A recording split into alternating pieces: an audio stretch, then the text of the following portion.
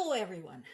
I'd like to open up today with the global impacts of the war in Ukraine. So, as I've been saying, and lots of other people have been saying, there is a reason for pretty much everybody in the world to be concerned about Russia's invasion of Ukraine. And for a very practical reason. We've seen this throughout human history over and over again. Whenever an aggressor was allowed to get away with whatever they were doing, they never stopped. They just kept going, taking more and more and more and more. And so, in this day and age, this doesn't just mean physical invasion, such as the one that is taking place in Ukraine. It also means new and modernized forms of warfare. And this is what this particular article is talking about. A report has been released by the researchers at the Royal United Services Institute in the UK talking about the various ways Russia had accumulated resources and capabilities to undermine its enemies, anybody who resists it. And remember, anybody who basically criticizes Russia at this point becomes their enemy. They put you on the list. And again, we're not just talking about weapons. We're not just talking about anything physical. We are talking about the cyber warfare. We're talking about distributing dangerous misinformation. And I know that what they're doing is sadly working and working very well based on the uniformity of comments that I get for these videos insisting that NATO and the US had provoked Russia into starting the war in Ukraine, which is not true, and I have addressed this topic many, many times, and I'm not the only one. So I don't know whether there's going to be a reaction to this, but it's out there. The information is out there, and it definitely should not be ignored. I hope the security agencies around the world are watching. Same old. Again, this is where I agree with Zelensky, even though I do not approve of him and I don't like him. But in this case, yes, he is absolutely right. These delays, the inconsistency of the aid, is what is causing a lot of problems. And I also agree with him that House Republicans playing politics with human lives is what ultimately cost us Avdiivka. Zelensky is not the only one who expressed this frustration. The same message has been picked up by other officials, aid workers in Ukraine, because they are affected too. Ukrainian military, soldiers at the front lines, their families, and everyone. And again, to anyone who says, why should we be helping Ukraine, first see the first segment I just talked about. And second, once again, if you think today that this doesn't affect you, wait and see. I suggest not waiting and seeing. I suggest helping Ukraine now, defeating Russia, rebuilding Ukraine, and basically starting to treat Russia for what it is, the world's biggest intellectual leper colony. Get reasonable people out there, get anybody who wants to live like a reasonable person out there, and then build a friggin' fence.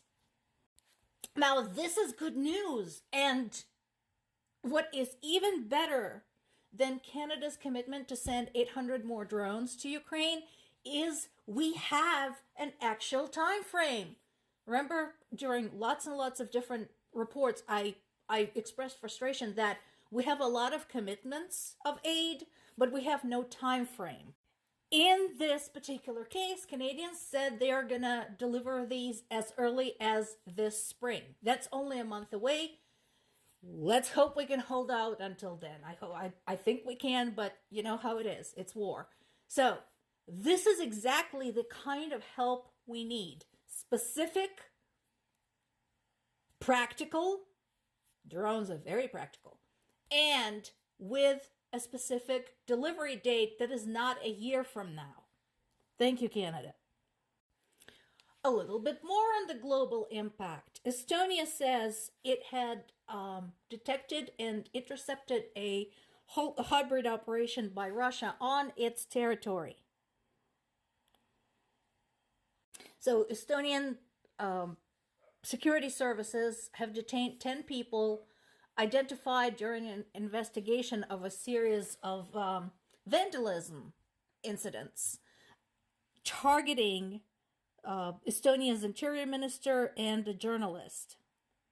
The operation itself took place last year, so this is how long it took them to sort things out. Now, unfortunately, Russia continues detaining people for bogus reasons, and in this particular case, I do have a question. So what's going on with this? This woman has dual citizenship. So she's a U.S. citizen. She was living in Los Angeles. She traveled to Russia and was detained in the city of Yekaterinburg, which is in the Ural Mountains. Pull up a map of Russia and you can see where that's back. That is like backwater. So what she stands accused of is attending rallies in support of Ukraine.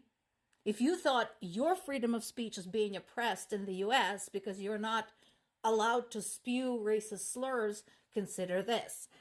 And that she was raising money to help Ukraine. And this is where I have a question for her. Why did you have to go to Russia to do this?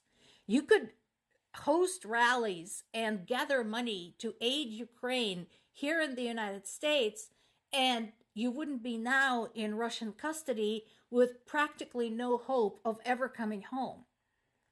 Don't do this, folks. And again, I understand we all want to be heroes. We all want to be the Avengers. We all want to be vigilantes, in the face, especially of something like this, a global threat. But you have to do this intelligently. Consider whom you're dealing with. People have been fined and arrested for pictures that their children drew in kindergarten that features rainbows and Ukrainian flags.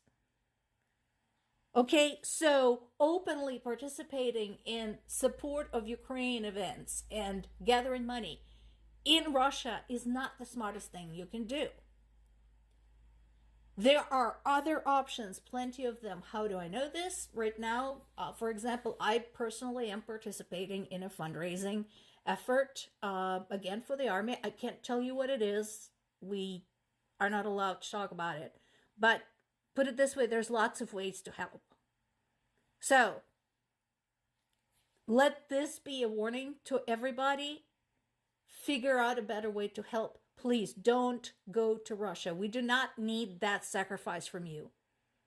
Ukrainian people do not need you to rot in a Russian jail because you wanted to help them.